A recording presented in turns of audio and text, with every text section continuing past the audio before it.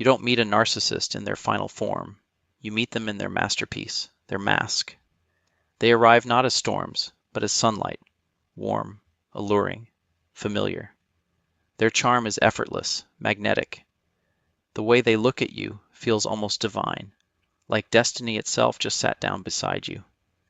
They say things no one else has said, in ways you didn't even know you needed to hear. You find yourself unraveling effortlessly in their presence, letting walls fall you didn't even realize you had built. You think, finally, someone sees me, someone understands. You mistake the attention for intimacy, the intensity for connection. It feels like cosmic alignment, like this person was tailor-made for your soul. But that's exactly the point. You're not falling in love. You're being studied, scanned, profiled. They take mental notes with every word you speak, every flicker of vulnerability you reveal. Your childhood wounds, your softest dreams, your insecurities wrapped in poetry. They gather them all like sacred tools, not to hold you with care, but to build a blueprint, not to love you, but to design a version of themselves that can bypass your defenses. What you think is synchronicity is strategy. What you believe is depth is scripting. They mirror your ideals, your humor, your rhythms, your moral compass, and it doesn't feel manipulative. It feels magical. That magic isn't real. It's the performance before the possession. Because narcissists don't connect. They curate. They construct a character they believe you'll worship, then slip into it like a second skin. They don't bond. They bait. And while you're busy falling for the version of them that looks like everything you ever wanted, they're quietly mapping out the contours of your trust. They're testing how easily you bend, how quickly you forgive, how desperately you seek validation. Every compliment is an investment. Every attentive moment is a calculated bid for your loyalty. They mold themselves into your dream so they can become your anchor. And once you're hooked, the transformation begins. Subtly at first, the delayed replies, the faint criticisms wrapped in concern, the way you start second-guessing what was once instinct. But it began long before that. It began the moment they figured out what made you feel chosen, special, safe, and decided to use it. That wasn't fate. That was fabrication. Their interest in you was never about you. It was about what they could extract from your belief in them. And by the time you start sensing the cracks in their performance, by the time the charm starts to flicker and the mask begins to slip, you've already questioned your instincts so many times that doubt feels more trustworthy than truth. That's how they work, not through obvious cruelty, but through emotional architecture. They build the illusion, then they trap you inside it. They don't enter your life with warning signs waving in the wind.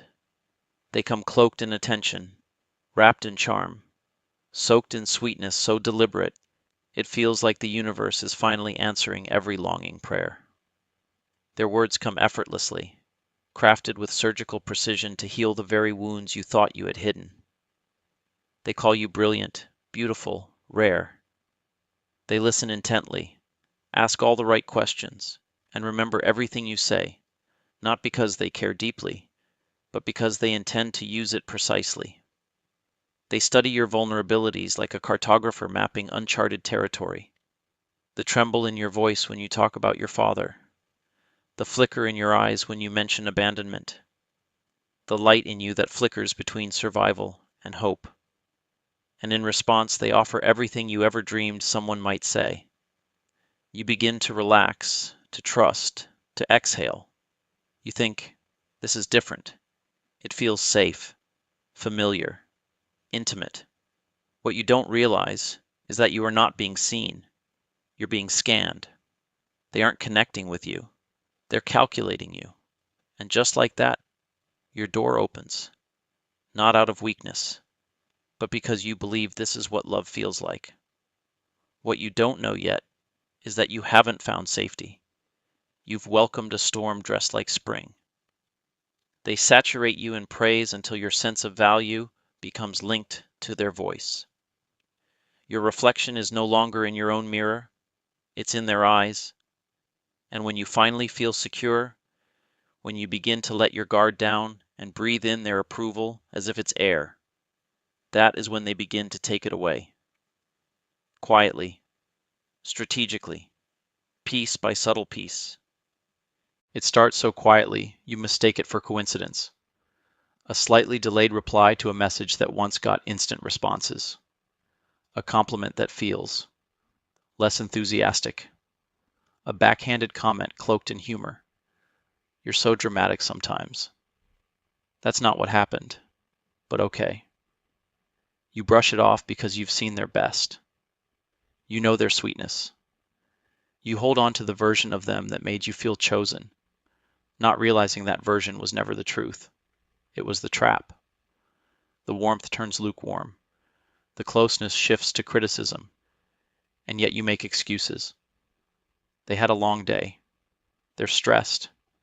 You don't see it for what it is, the beginning of your undoing. They start testing the edges of your boundaries, not in leaps, but in tiny, almost imperceptible nudges. They comment on your clothes. You look better in that other dress. They question your friends. She seems like a bad influence. They raise an eyebrow when you speak your mind. You always have to make everything so deep. And because you want harmony, because you believe in love, because you remember how good it was, you adjust. Just a little. You speak less. You second guess yourself before saying things. You dress differently, laugh a bit more carefully, avoid that one topic that always sets them off. But peace with a narcissist isn't earned. It's extracted, and only in exchange for pieces of yourself. And still, you tell yourself it's fine. You're just compromising, being thoughtful, making things work.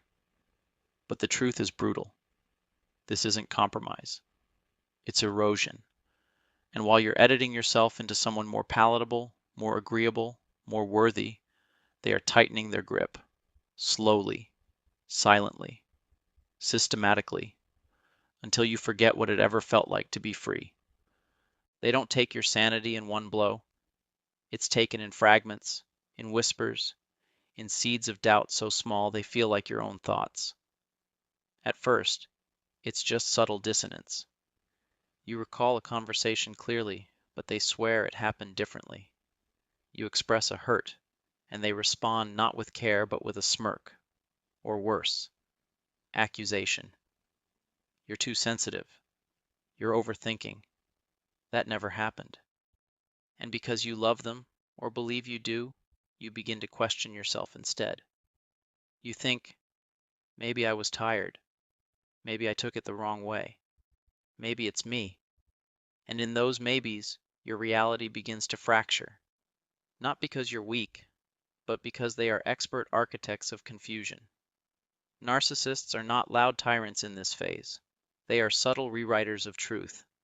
Their weapon isn't force, it's erosion. Erosion of your certainty, your memory, your instincts. You stop trusting your own version of reality and start leaning into theirs, thinking that if you can just understand better, maybe the tension will fade. But it doesn't. It deepens. You start watching your words like they're landmines. You seek their approval before you trust your own emotions. You apologize without knowing what for. And that dissonance, that sense of emotional vertigo, that is the warning. You are not imagining things. You are being reshaped. Once they've disarmed your clarity, they begin altering your identity. You don't even notice it at first. You're too busy keeping the peace, trying to keep things like they were. But how it was always a performance, and now the curtain's dropped. What used to feel like praise now feels like pressure. What felt like affection now feels like control. You become smaller, softer, quieter. You edit yourself. Your joy feels suspicious. Your voice feels dangerous. You stop laughing without checking their face first. You measure your opinions before speaking them, and when you finally do, They're diluted, made acceptable. You shrink not because you want to, but because you're being conditioned to. And here's the deepest betrayal. They didn't fall for you. They fell for your light, and now they need to dim it to own it, to control it, to make sure no one else can see it or be nourished by it the way they were. Your freedom threatens them. Your growth enrages them. They don't see you as a person, but as a reflection, a prop, a mirror. And when you stop serving the image they've created, when your authenticity begins to peek through the version they built for you, they either discard you with cold finality or punish you for daring to re-emerge. In their world, you don't get to evolve. You only get to obey. You ask yourself the question that haunts most survivors of narcissistic abuse. Did they ever really love me? The answer, raw, brutal, and healing, is no.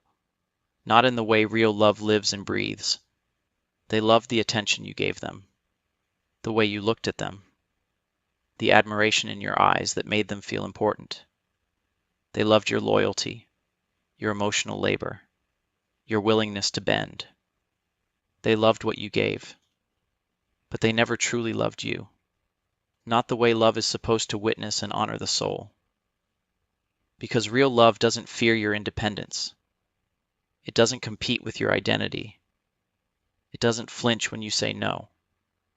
Real love doesn't need to conquer you to feel whole. What you experienced wasn't intimacy. It was emotional colonization. A slow takeover of your mind, your boundaries, your breath. And yet, they wore the costume of love so convincingly that you mourn it like it was real. That's the cruelest part, grieving something that never actually existed. But naming it for what it was is your first act of freedom, because what they gave wasn't love, it was performance. And you deserve the real thing. By the time the illusion cracks, you're already a ghost in your own life. Your laughter feels foreign. Your spirit feels dull. You look in the mirror and see someone you don't recognize, not because you've changed, but because you've been rewritten. You miss yourself, not just your smile, but the fire behind it, the intuition, the clarity, the peace. You long for a version of yourself that didn't flinch, didn't explain every feeling, didn't ask permission to exist. But that disconnection isn't an accident, it's the plan. Narcissists hollow you out slowly, so there's more room for them to occupy. They fill your world with their needs, their stories, their crises, until there's no space left for your own. But something in you still knows, even if it's faint, even if it's buried under exhaustion and confusion, there's still a flicker of recognition, and that flicker is where the awakening begins. It starts with a whisper. This isn't love. This isn't peace. This isn't me. You begin to question things again, but now not with fear, with curiosity. You start asking, what would it feel like to not be afraid in my own home, in my own skin? And just like that, the fog begins to lift. Escaping isn't a single moment. It's a slow unraveling, a return to yourself that begins with awareness and ends with action. You don't just wake up one day and leave. You notice patterns. You start connecting dots. You begin listening to the discomfort that's been screaming in silence. And most of all, you stop believing their words and start believing your own experiences. Pay attention to the patterns, not the promises.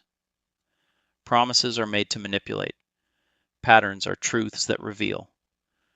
Watch for cycles, the love bombing, the devaluing, the gaslighting, the discard, and then the desperate attempt to pull you back in. Listen to your body. Does your stomach tighten when they walk in?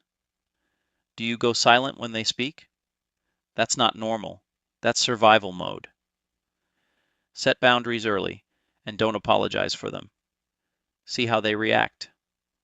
Narcissists don't rage because you said no. They rage because you dared to have a self outside of them. Get educated. Read, listen, Learn.